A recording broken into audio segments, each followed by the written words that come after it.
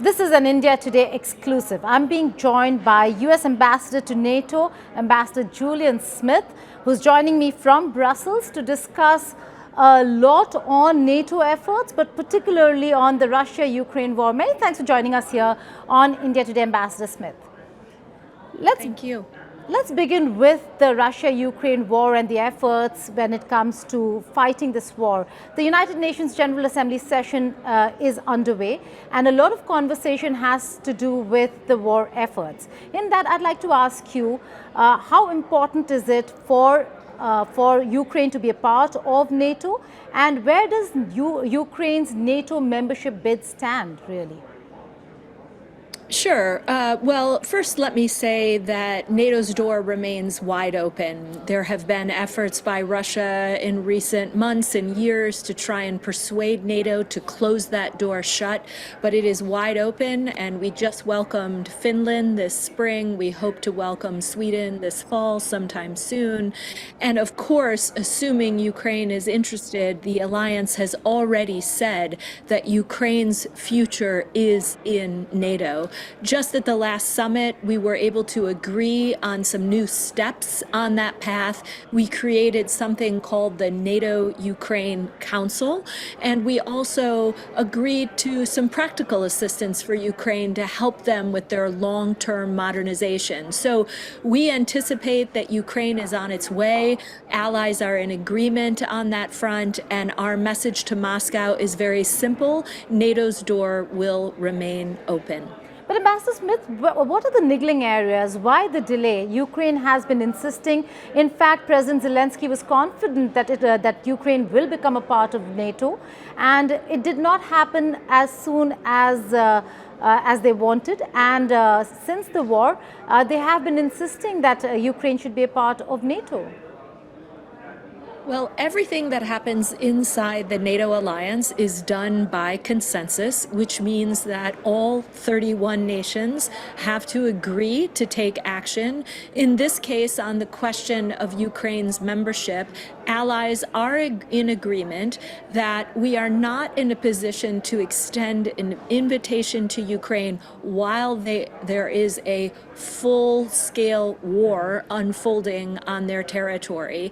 We want to focus right now on helping Ukraine defend its territory against Russian aggression. We want Russia to stop this war. They started it. They could stop it tomorrow if they so desired, and that is the focus. But over the long term, we have all agreed that Ukraine's place is ultimately inside the NATO alliance, and we will all keep working towards that goal.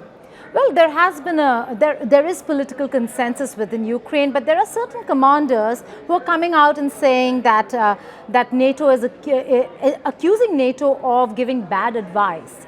What is your take on these commanders? They're not all, only a few who come out. What is your take on how Ukraine views this, or these commanders view NATO's advice to Ukraine? Well, first of all, let me clarify that the NATO alliance proper is not providing any direct legal support to Ukraine, and the NATO alliance is not providing any training to Ukrainian soldiers. Individual countries, many of them are members of the NATO alliance, are conducting training. And I think the position that the United States has, as well as the other allies that are doing this type of training, is that we are offering the Ukrainians the best possible training that we can give. We are listening to their immediate military requirements on the battlefield and trying to help them by training them on new capability, which many of us are donating to the Ukrainian forces. But ultimately, it is up to the Ukrainians themselves. They are the ones fighting this war. None of us are with them on the battlefield. They have to determine how to utilize that training, how to put it to good use, how to use those new capabilities, and that's essentially in their hands. If they opt to utilize some, but not all of the training, that's fine. We will continue to provide training to them as they desire, but we will also take feedback from them, what's working, what's not working on the battlefield, and how many of us can continue to help them achieve battlefield success. Right, Ambassador Smith, I know we're running short of time, but just a few more questions.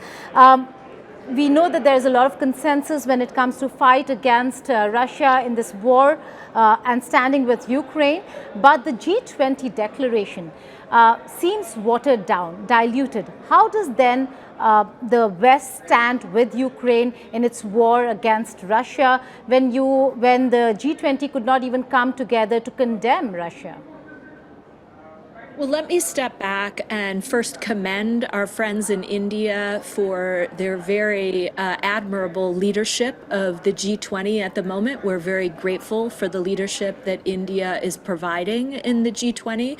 But I will say the U.S. position on the last statement that was issued by the G20, you've heard Secretary Yellen talk about this. In fact, we are not in agreement that the statement was diluted. We're not worried about it. What we liked about this statement was that it had an emphasis on kind of the key tenets of the UN Charter.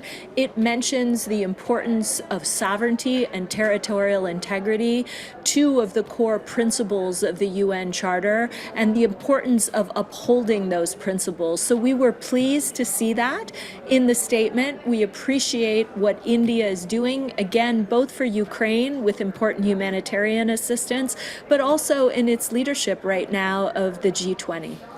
In the NATO plus framework that you've spoken of a lot, Ambassador Smith, do you see a role for India? India is indeed a little hesitant when it comes to being a part of this entire structure, but is there a role in the future? Well, so the NATO alliance has different categories of countries that it works with. Obviously, it has 31 members. Then it also has a little over 35 other countries that have established formal partnerships with the alliance. And then there's a third category where there are countries out there that don't have a formal partnership, but they're interested in dialogue. We leave the decision as to how and when India wants to engage with NATO up to the government of India. There's nothing that is imposed on India. India does not have a formal partnership with the NATO alliance. But in the future, as a fellow democracy, if India wanted to engage on questions like maritime security, climate security, perhaps cyber, or even non-proliferation, if there were an interest, I think we would see some benefit to that. But again, this is entirely a sovereign decision of India's to make, and we leave the door open to what type of engagement, if any, India might be interested in going forward. And my final question to you, there is a report by Intercept which says that America ensured sales of arms by Pakistan to Ukraine that ended with Ukraine in return for IMF loans. What's the truth behind these reports that Intercept has put out? Is there truth? Is it real?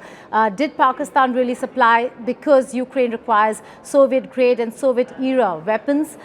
Did America mediate between Pakistan and Ukraine to ensure that Ukraine is supplied with the arms and munitions that they are in severe shortage of? Well, the United States leads something called the UDCG, which is a group of countries that comes together, not just NATO allies, but countries from around the world that are interested and able to provide security assistance to Ukraine. The U.S. works with a variety of countries to make sure that we understand the Ukrainian requirements and then what individual countries can give. I don't have any specific details on the specific example with Pakistan per se. I would direct you back to Pakistan to understand more about any potential contributions. But I will say that through this UDCG, the United States will continue to see how we can assist Ukraine as it defends its territory against Russian aggression. On that note, Ambassador Julianne Smith, many thanks for joining us here on India Today. Thank you.